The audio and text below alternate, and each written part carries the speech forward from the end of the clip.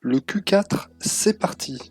Mes 7 conseils pour réussir le Q4 dans Amazon KDP. Bonjour, bienvenue sur la chaîne Liberté Financière. Moi c'est Sylvain, j'espère que vous allez bien. Aujourd'hui, dans cette vidéo, on va parler du Q4, le Q fort dans Amazon KDP et je vais vous donner mes 7 conseils pour réussir le Q fort, le dernier trimestre de l'année, le meilleur trimestre de l'année. Je vais vous donner mes 7 conseils pour réussir le Q4 et on se retrouve juste après ça.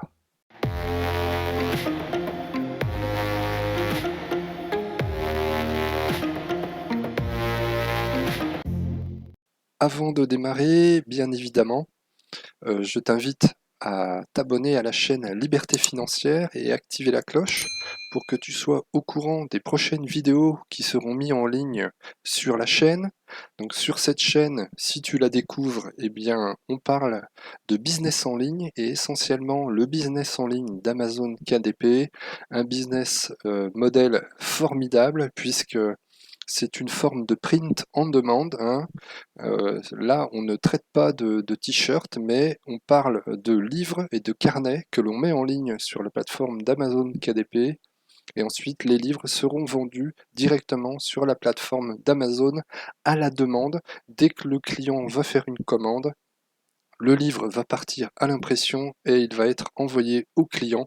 C'est pour ça que ce business est un des meilleurs business models qu'il soit sur Internet. Alors surtout, reste bien jusqu'à la fin de la vidéo, puisque je te montrerai mes résultats au 4 juillet.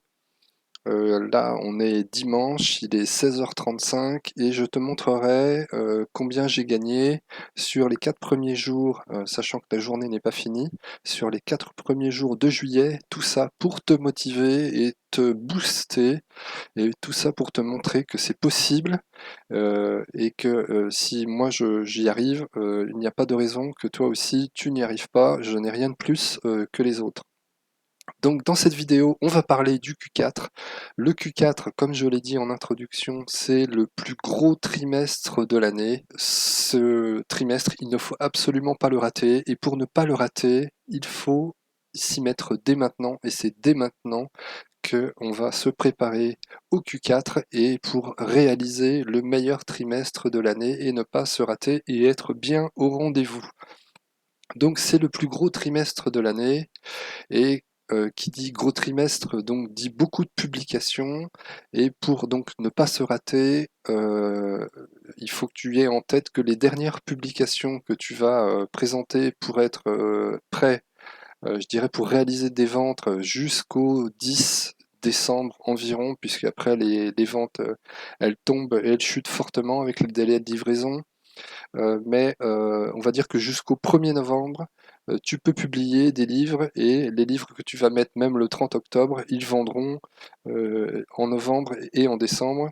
Mais sois prêt et tout publié au 1er novembre parce que après les délais de validation s'allongent. Déjà, tu vas voir que les délais de upload sont beaucoup plus longs.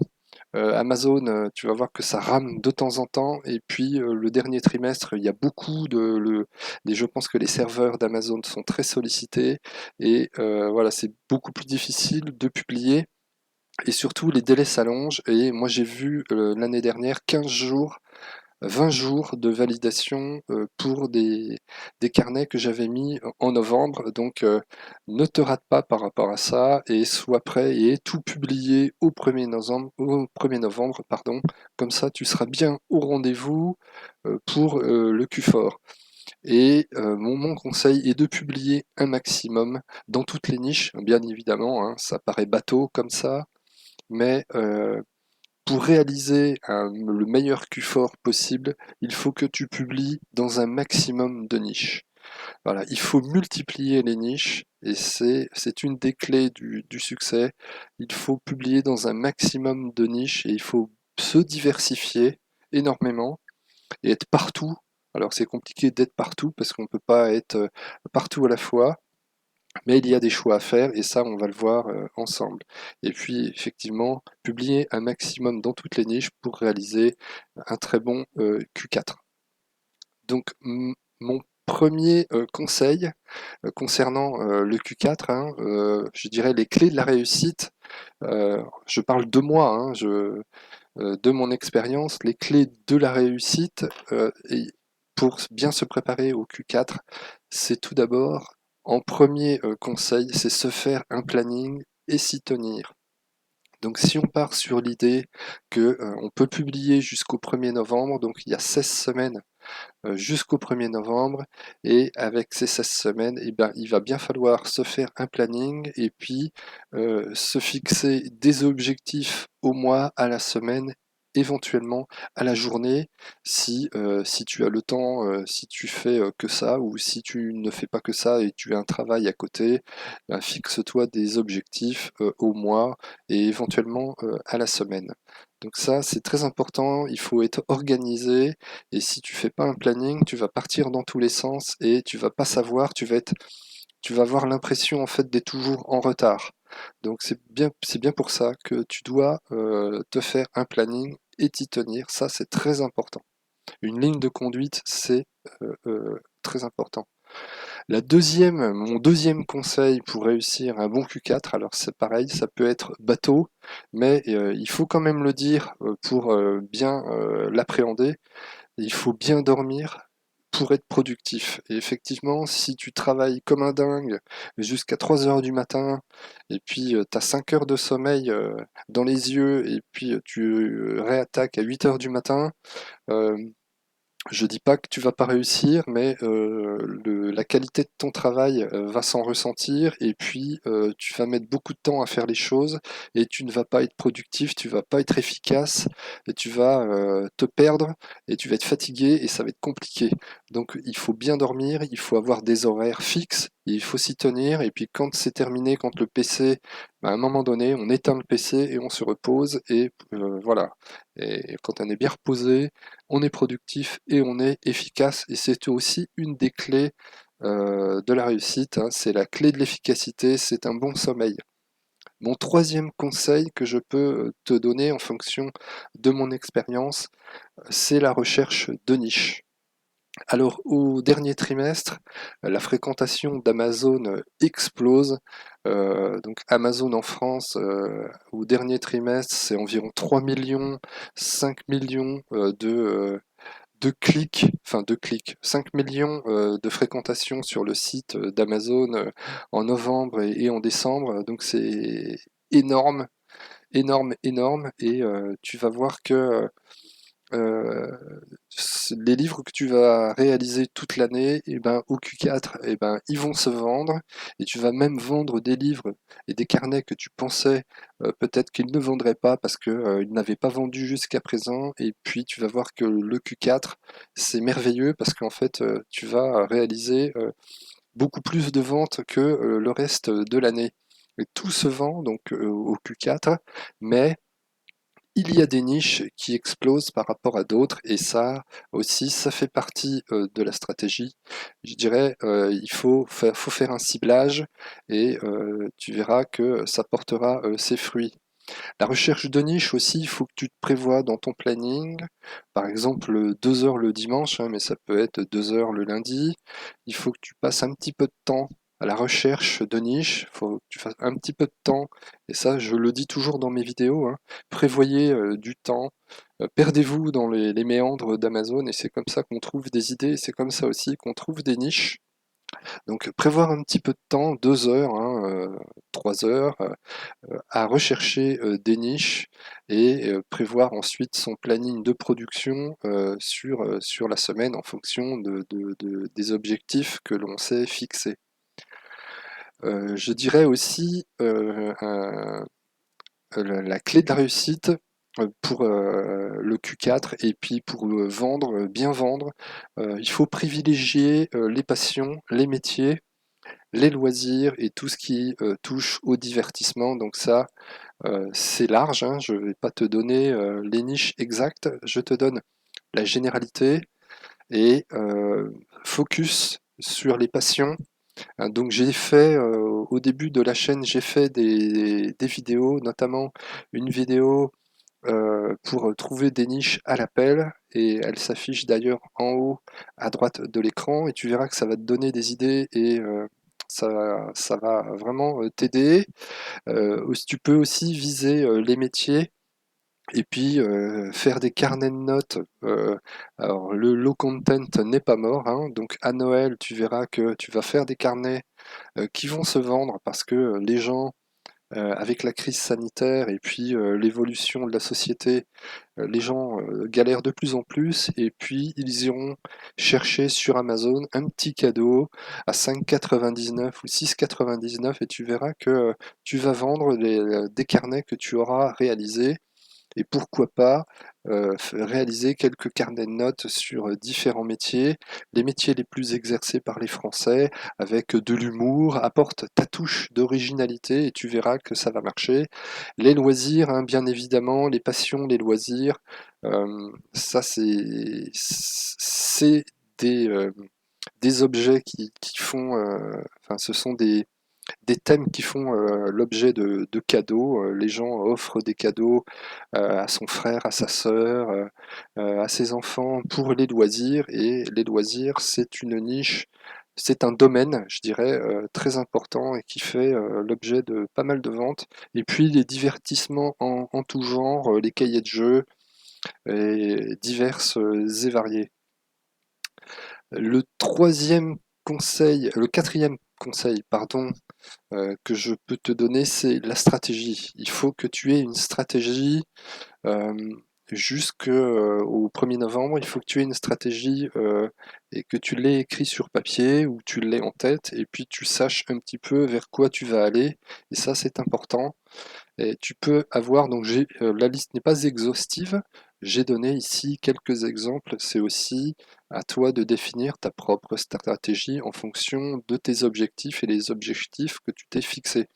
Donc tu peux avoir une stratégie par nom d'auteur, c'est-à-dire que c'est ça qui est fabuleux dans le Q4, tu verras, c'est les livres que tu vas vendre au Q4 et que tu as fait en 2021, et ben, à la fin de l'année, ils vont vendre plus et ils vont avoir un retour client, une expérience client avec des commentaires clients positifs. Et tu verras que les commentaires clients positifs et les ventes que tu auras réalisées à la fin de l'année, eh ben, ça va faire, l'algorithme va les prendre en compte dans tes livres, et tes livres ensuite ils vont vendre toute l'année, et tu vas voir que le premier trimestre 2022, tes livres vont continuer à vendre, et finalement tes livres seront dans les premières pages d'Amazon, dans les premières pages de la niche, et ils y resteront pendant un bout de temps si ils vendent toujours. Donc la stratégie du nom d'auteur, c'est une stratégie intéressante parce qu'un client qui est satisfait, un client qui a fait un cadeau, qui a acheté un carnet, un livre de jeu pour un enfant, un client satisfait reviendra et il te retrouvera avec le nom d'auteur, et c'est pour ça que la stratégie du nom d'auteur, c'est intéressant à exploiter, et une stratégie par niche ou par domaine. C'est-à-dire que si tu travailles par exemple la niche des vélos, tu peux mettre un nom d'auteur en rapport, bien sûr pas avec le mot-clé vélo puisque tu serais rejeté par Amazon, mais tu mets un nom d'auteur que tu choisis par rapport au vélo, à la passion des vélos, et puis ben, le domaine, tu peux aussi choisir un nom d'auteur dans le domaine du sport, et puis tout ce que tu vas publier dans le sport, et ben, ça va être un certain nom d'auteur. Et ça, c'est vraiment le plus efficace, et ce qui va te permettre, bien évidemment, hein, avec de la qualité derrière, ça va te permettre que les clients reviennent, et il y a des clients qui reviennent et qui laissent des commentaires. Moi j'en ai qui laissent des commentaires et qui te disent qu'ils sont très satisfaits du livre et qui vont en racheter un autre. Donc ça, c'est vraiment hyper positif et c'est vraiment très valorisant pour le travail que l'on fait.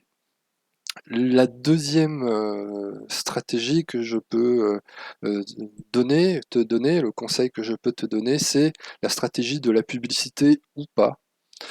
parce que effectivement, la stratégie, ça met en visibilité les livres, mais en fin d'année, le coût du clic est très cher. Tu vas voir que si tu pratiques un petit peu la pub, tu vas voir que les enchères vont exploser. Et vraiment, si tu veux faire de la publicité, ça va te coûter très cher, sachant que tu es obligé, je dirais, d'avancer le budget publicitaire, puisque les ventes que tu auras réalisées avec ce budget publicitaire, tu as l'habitude, hein, tu es payé 2 mois après sur Amazon, donc il faut déjà avancer l'argent, et toi tu seras payé par rapport à ce que tu auras dépensé, tu seras payé 2 mois après, et c'est pour ça qu'il faut prévoir un budget. Donc si tu fais de la publicité, il faut prévoir un budget. Et si tu ne fais pas de publicité, hein, il peut y avoir une stratégie de non-publicité. Moi, il y a des niches où je ne fais pas de pub, hein, je fais de la pub, mais pas partout, parce que ça coûterait bien évidemment beaucoup trop cher.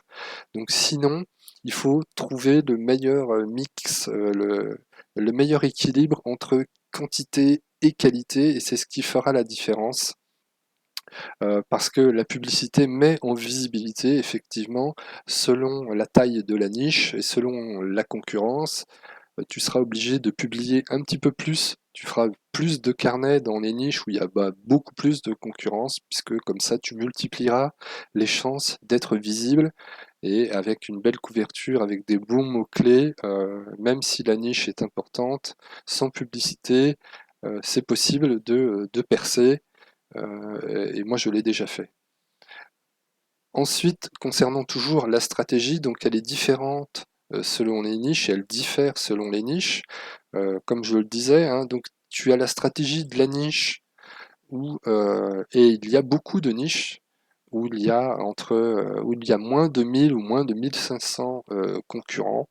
Il y en a beaucoup des niches, il faut chercher, mais il y en a beaucoup et tu n'es pas obligé de développer de la publicité et tu vas profiter de le moon effect, hein, comme ils disent en Amérique, le moon effect, l'effet lune de miel. Et avec l'effet lune de miel et les métadonnées, tu n'auras pas besoin de déployer de la publicité, ça sert à rien. Par contre, si tu es dans une niche qui est très concurrentielle, où il y a plus de 1500 concurrents, il faudra évidemment au début euh, pousser un petit peu avec de la pub pour mettre en visibilité le temps de décrocher quelques ventes. Et ensuite, quand tu auras décroché quelques ventes, tu pourras arrêter la pub, puisque l'algorithme il aura pris en compte ton livre aura vendu quelques fois, et puis tu pourras arrêter ta pub, et ton livre continuera à vendre. Et j'ai mis un petit panneau attention, puisque effectivement, hein, la publicité, c'est pas automatique. Ça coûte très cher, surtout en fin d'année. Ça peut fonctionner, mais ça coûte très cher. Et attention aux dérives sur les budgets publicitaires, parce que malheureusement avec Amazon, les données, il y a un décalage de 12 heures par rapport aux campagnes publicitaires. Et puis si tu vas voir tes publicités, ton budget, tu vas voir que il a un certain coût, et puis quand tu vas revenir le lendemain, eh ben, le coût, il a des fois doublé parce que en fait, il y a un retard dans les données d'Amazon et voilà, ça peut faire mal. Donc attention à la publicité. Moi, je dis, il faut l'utiliser, mais euh, euh, pas systématiquement. Il faut l'utiliser sur les livres que tu penses qui qui vont vendre et qui vont vraiment percer et pourquoi pas devenir des best-sellers. Donc la stratégie également, moi je pense qu'il faut donc prévoir une semaine sur les 16 semaines, hein, puisqu'on a dit qu'il y avait 4 mois entre aujourd'hui et le 1er novembre, ça fait 16 semaines à se répartir, je dirais, le travail, la production, et puis prévois dans les 16 semaines, prévois une semaine pour retravailler certains livres de ta bibliothèque. D'ailleurs, j'avais fait une vidéo à ce sujet où comment booster ses ventes? Elle s'affiche en haut à droite. Si tu veux, tu peux aller la voir. Comment booster ses ventes? Et je te conseille de prévoir une semaine pour retravailler des livres dans ta bibliothèque qui n'ont pas vendu. Éventuellement, tu changes les mots-clés. Éventuellement, tu changes la couverture. Et tu te donnes une seconde chance avec le Q4 pour réaliser des ventes et tu vas voir que ça va fonctionner. Mon cinquième conseil que je peux te donner, c'est effectivement bateau, et à chaque fois je le dis, mais il faut le répéter parce que c'est vraiment essentiel, c'est la qualité. Tu ne pourras pas réussir sur le long terme si il n'y a pas la qualité, si la qualité n'est pas au rendez-vous et tu dois donner le meilleur de toi-même pour ça. Et je dirais que les clés de la réussite dans Amazon, les clés de ce business, c'est ça. C'est ceux qui ne font pas de la qualité, ils vont faire des ventes, mais sur le long terme, ils vont avoir des commentaires clients qui vont pas être très très bons, et puis le livre, il va pas avoir les résultats qu'il aurait pu avoir, et même le livre va disparaître dans les méandres d'Amazon, et puis aussi, si tu fais pas de la qualité, tu prends des risques.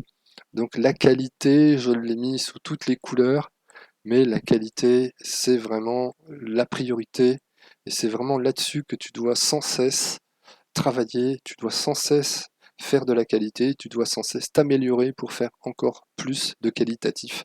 Et c'est la clé de ce business, tu verras sur le long terme. Tu verras que les livres que tu vends et qui deviennent pour toi ou pour moi des best-sellers, moi j'entends best-seller un livre qui va vendre euh, plusieurs fois par jour, mais qui n'est pas forcément best-seller, mais qui vend plusieurs fois par jour. Ça, c'est vraiment une réussite et une satisfaction.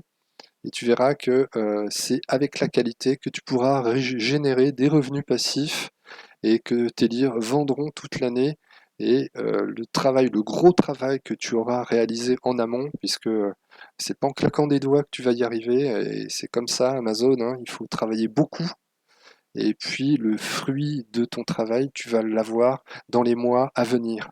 C'est ça qui est aussi très intéressant dans ce business model. Donc la qualité, c'est un gage de revenus passifs, je te le garantis. La qualité, toujours, hein, c'est un sujet primordial. La qualité à chaque livre et surtout non au spam. Alors ça, les spams, il faut arrêter ça. Et je vois de plus en plus de spam dans Amazon. C'est insupportable. Et quand tu regardes les BSR, eh ben, les livres ne vendent pas.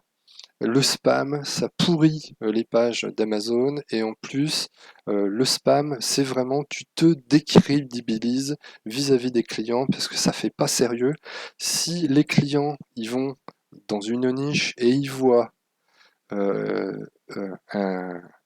une quantité de livres qui est identique, et le client, il est pas bête. Faut pas croire que le client, il va acheter comme ça n'importe comment. Si le client, il voit une tonne de livres avec des versions qui sont à peine différentes les unes des autres et avec le même nom d'auteur, tu ne vendras pas. Le client, ça le fait fuir. C'est en marketing, ils apprennent ça. Ça te fait fuir un client et arrête de publier du spam. Si tu as commencé à faire du spam, arrête tout de suite parce que là, vraiment, c'est pas la bonne direction. Pour moi, le spam, c'est un manque de professionnalisme flagrant et quelqu'un qui ferait du spam, il n'a pas compris ce business. Et j'entends par spam des livres qui sont quasiment identiques et puis on change la virgule et à peine on change la virgule et on fait 25 ou 30 ou 50 versions du même livre et il n'y a rien qui change et ça ce n'est pas bon vraiment c'est une perte de temps. Tu perds ton temps si tu fais du spam et tu penses que tu vas vendre, tu ne vendras pas et ça va, à un moment donné, ça va pas le faire et Amazon n'aime pas du tout ça et puis plus on va avancer dans le temps, plus Amazon, va chasser, le spam, va chasser la non-qualité, va être de plus en plus exigeant. Quand on voit aux États-Unis, et ben, tu vas chercher, dans les pages d'Amazon, tu vas trouver du spam, mais tu verras qu'il y en a pas tant que ça au vu du nombre de livres et en fait, Amazon va à un moment donné fermer ton compte s'il voit que tu publies en masse et puis il n'y a pas de résultat au bout. La qualité toujours, donc la qualité, c'est un livre unique. Quand tu fais un livre, il faut que le livre, il faut qu'il soit unique et Ça dépend du domaine, ça dépend de la niche. Si c'est du low content, bien évidemment, ou du no content avec un carnet ligné, bien évidemment, tu vas utiliser le même intérieur de carnet ligné pour faire des carnets de passion dans les différents sports. Et puis là, bien sûr, ça, c'est pas du spam puisque tu utilises le même intérieur, mais tu changes de niche et tu changes les couvertures, tu fais des couvertures variées, différentes dans différents domaines. Donc non au copyright, attention, attention au Naruto et autres, attention à Super Mario, attention à tout ça. C'est interdit, vous prenez des gros risques. Non au copyright aussi, ne copiez pas les autres. Certes, il y a des best-sellers et on a envie de voir des best-sellers dans Amazon, mais ne copiez pas les autres. C'est de la propriété intellectuelle et vous auriez des problèmes avec Amazon et vous auriez des problèmes avec les personnes concernées si vous copiez ce que les autres ont fait et si vous copiez les best-sellers. Et puis, check un petit coup sur le site de l'INPI pour voir si la marque n'est pas déposée. Si vraiment vous avez un doute, n'hésitez pas. Vaut mieux perdre 30 secondes, une minute à checker sur le site de l'INPI plutôt qu'après se mordre les doigts et puis se dire mince, si j'avais su. La qualité aussi, et ça je dirais que j'aurais dû le mettre dans une autre couleur parce que ça c'est essentiel pour moi. Mettez-vous à la place du client. Quand vous faites quelque chose, soyez objectif avec un regard neutre, prenez du recul. Vous avez euh, trouvé une niche, vous avez créé, et puis avant de le mettre en ligne, euh, regardez votre couverture, regardez votre intérieur, retournez dans la niche concernée, regardez la concurrence, et puis posez-vous la question et c'est comme si vous étiez le client, est-ce que j'achèterais ce livre si je le voyais dans la niche? Et ça, c'est super important. C'est quelque chose que on ne fait peut-être pas assez, on ne fait peut-être pas assez ça.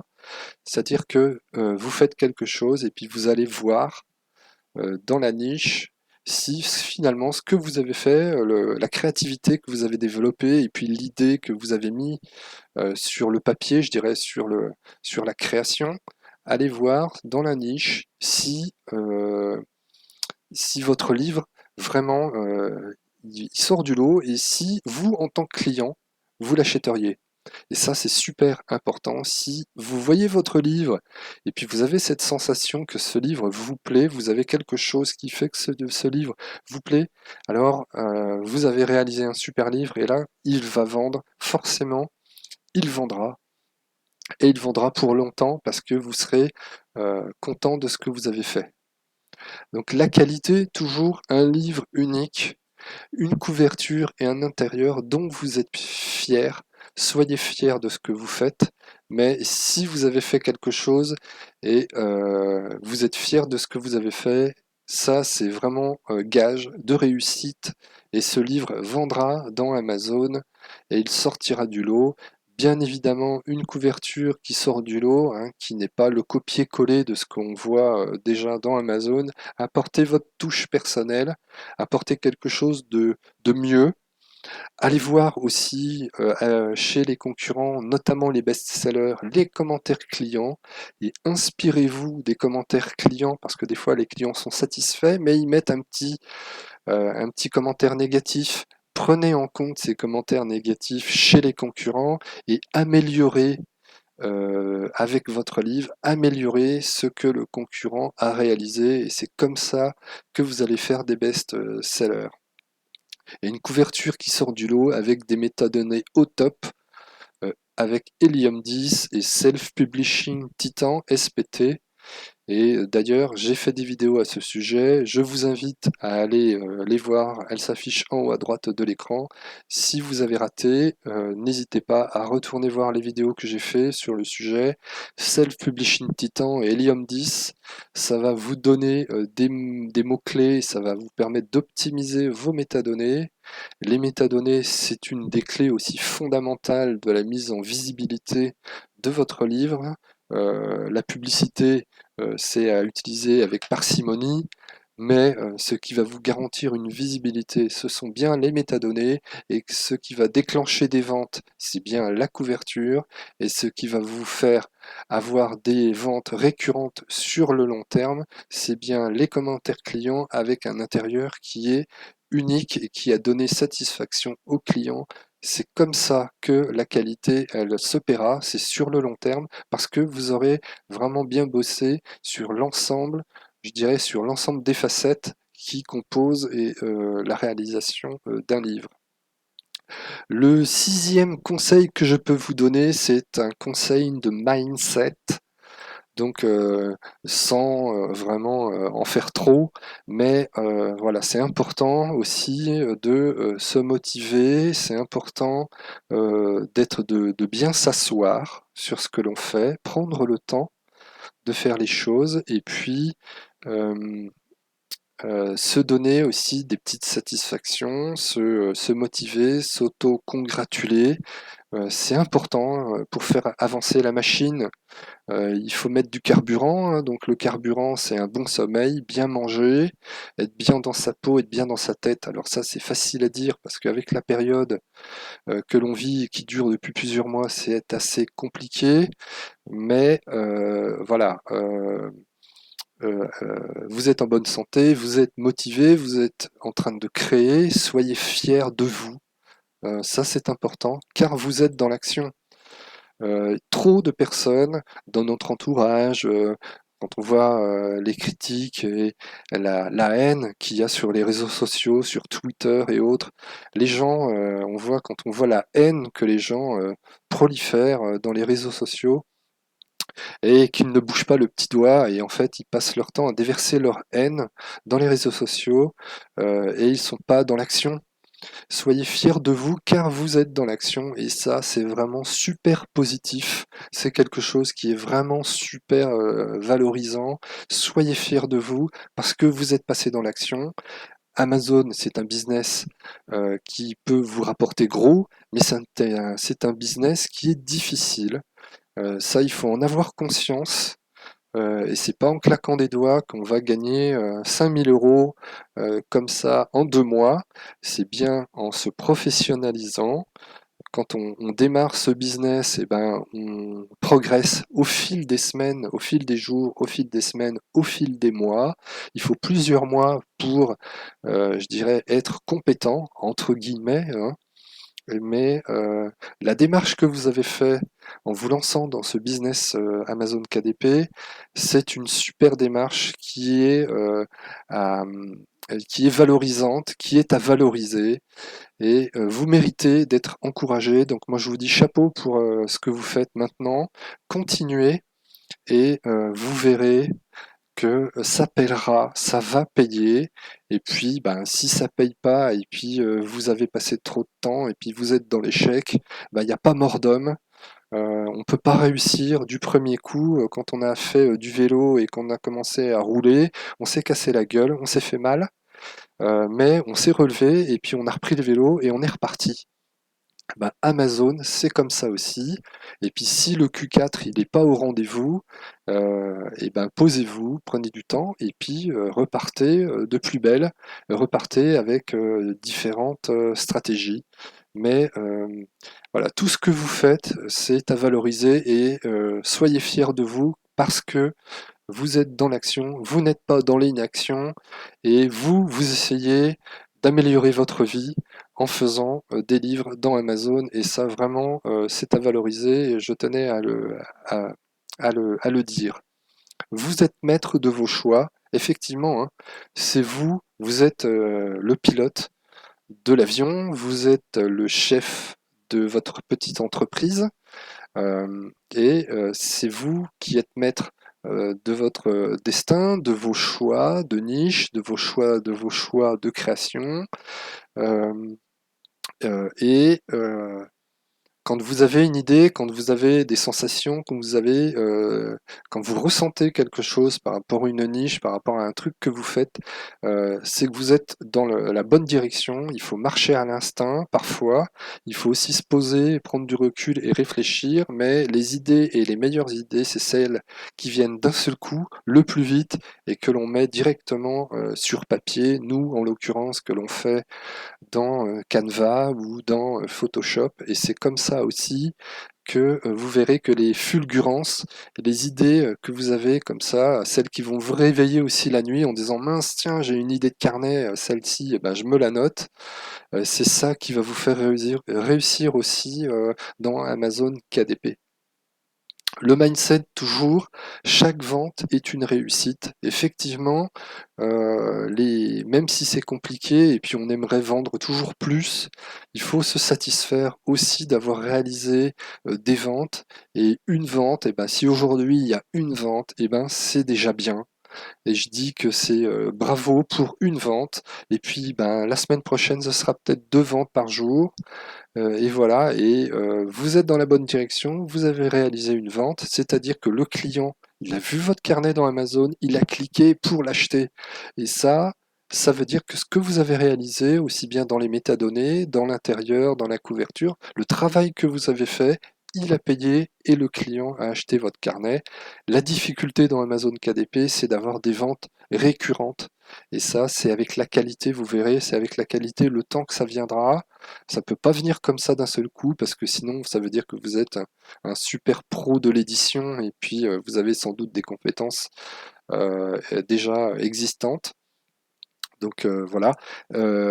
Et si vous faites une vente dans une niche, je pense que la question mérite d'être posée.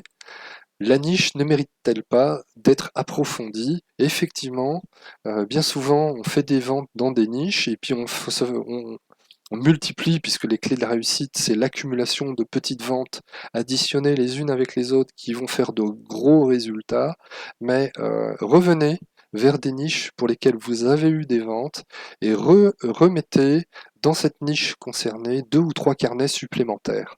C'est-à-dire que si vous avez fait une vente et vous avez réussi, c'est-à-dire que vous êtes dans la bonne direction. Et quand on est dans une bonne direction, eh ben, il faut poursuivre le chemin.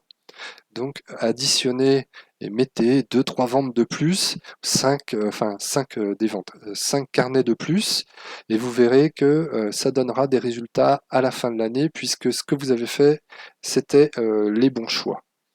Prévoyez une journée de pause par semaine, ça c'est très important au niveau du mindset. Reposez-vous l'esprit, ressourcez-vous avec vos proches, faites du sport si vous faites du sport, voilà. Il faut avoir une coupure aussi, à un moment donné, on ne peut pas avoir la tête tout le temps dans le guidon, parce que si on a tout le temps la tête dans le guidon, eh ben on se fait mal à la tête et on se fatigue, et puis on prend des risques sur sa santé, et puis on n'est pas bien, et puis il vaudrait mieux pas avoir un burn-out. Vous êtes déjà dans l'action, vous faites le maximum. Euh, des fois, c'est un peu compliqué parce qu'on est désordonné, on n'est pas bien organisé, mais vous faites ce que vous pouvez. Ce que vous pouvez, c'est déjà le maximum. Euh, voilà. Donc, ne vous mettez pas mal à l'aise, ne prenez pas de risques. Et puis, si à un moment donné vous êtes un petit peu en saturation, eh ben, vaut mieux prendre une journée de pause et y revenir le surlendemain que de vouloir continuer à s'entêter et puis finalement à faire du travail dont vous ne serez pas satisfait et puis vous allez vous énerver pour rien et c'est pas la peine. Toujours le mindset, ne vous mettez pas trop la pression. La pression, c'est bien, les objectifs, c'est bien, mais il faut que ça reste positif. Il faut pas que ça vous fasse du mal, il faut pas que ça vous donne la boule au ventre. Ce business-là, c'est un business, c'est du plus. C'est quelque chose qui est arrivé comme ça, qu'on a découvert et qu'on ne connaissait pas avant qu'on a découvert. Moi, je considère que c'est du plus par rapport à ma vie d'avant. Et donc, pour ça, c'est positif. Et on doit pas se faire du mal avec ce genre de business parce que sinon, c'est pas la peine. Il ne faut pas que ce business-là soit pire qu'un autre travail. Ce business-là, il faut que ce soit quelque chose de bien, qui vous donne la pêche, qui vous donne le sourire et qui vous donne de la motivation. Donc la pression positive, c'est important.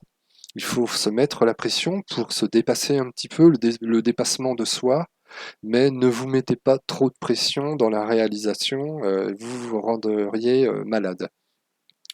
Ne baissez pas les bras non plus si vous voyez que vous n'y arrivez pas. Faites ce que vous pouvez, mais tenez le coup jusqu'en décembre et jusqu'à Noël. Et après, vous ferez une pause, mais essayez au moins pendant 6 mois. Si vous démarrez ce business maintenant, sachez qu'il n'est pas du tout trop tard. Vous pouvez aller voir aussi mes premières vidéos de tutos gratuites, de formation gratuite, comment publier un livre dans Amazon KDP. D'ailleurs, la vidéo s'affiche en haut à droite.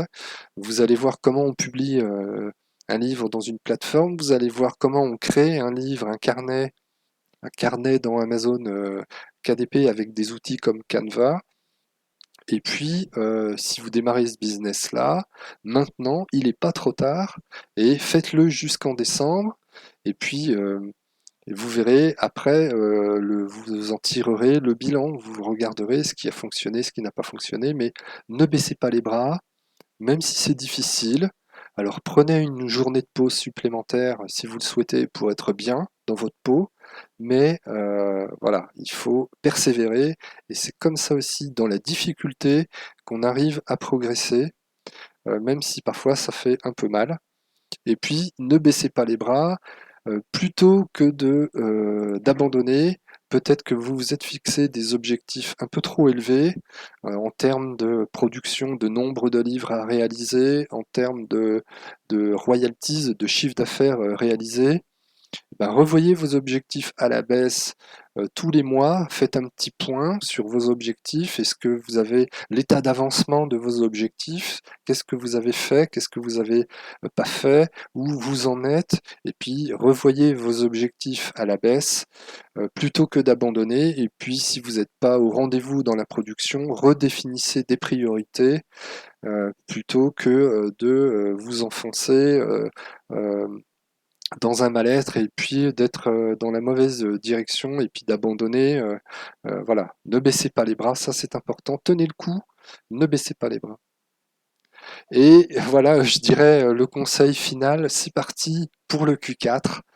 En synthèse, hein, euh, pour réaliser le meilleur Q4 possible, fixez-vous des objectifs qui sont tenables en nombre de livres, en royalty, euh, qui vous qui vous font sortir de votre zone de confort, mais des objectifs réalisables, des objectifs tenables. Ensuite, les niches, dans quelle niche je vais publier, ça nécessite un travail en amont.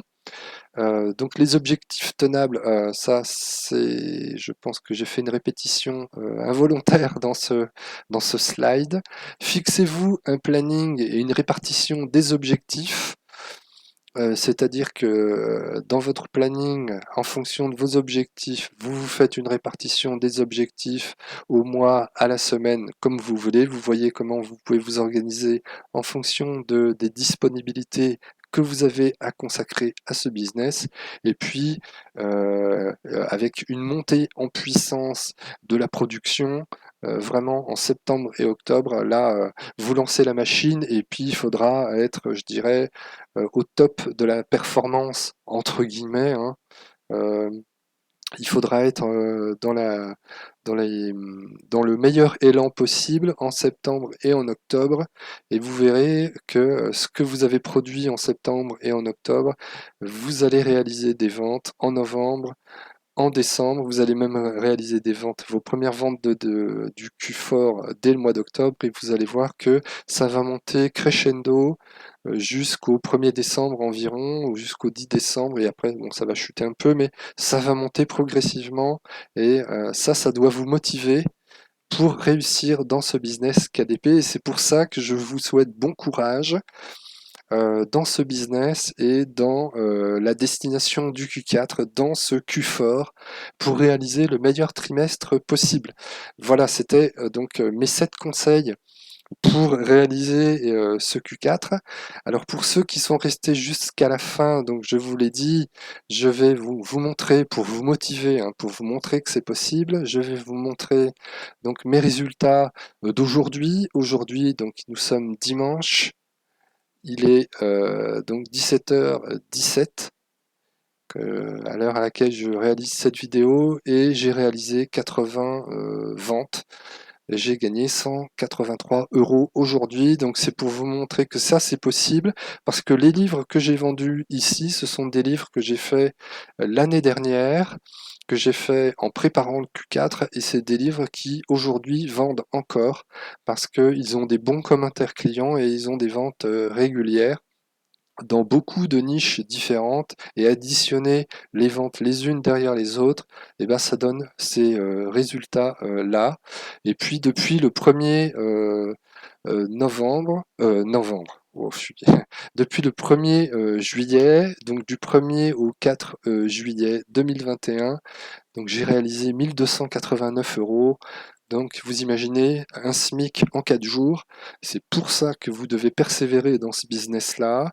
C'est pour ça que vous devez dès maintenant vous faire un planning jusqu'à la fin de l'année, et vous verrez que vous arriverez aussi à décrocher des ventes importantes, et vous arriverez aussi sur le long terme dans ce business comme moi j'ai réussi dans ce business. Voilà, c'était une vidéo motivation, c'était une vidéo Q4, mes 7 conseils pour réaliser le meilleur Q4 possible. Je vous souhaite bon courage pour vos objectifs. Je vous dis à très bientôt sur la chaîne Liberté Financière, parce qu'il y aura plein de vidéos jusqu'à la fin de l'année et au-delà sur le business d'Amazon KDP, et puis on va se nourrir ensemble de la progression de ces objectifs, et en route vers le Q4 dès maintenant et dans les semaines qui vont venir. Dans cette chaîne, il y aura pas mal de vidéos sur le sujet. C'est pour ça que n'hésitez pas à vous abonner, n'hésitez pas à liker si vous avez aimé cette vidéo, et je vous dis à très bientôt sur la chaîne Liberté Financière.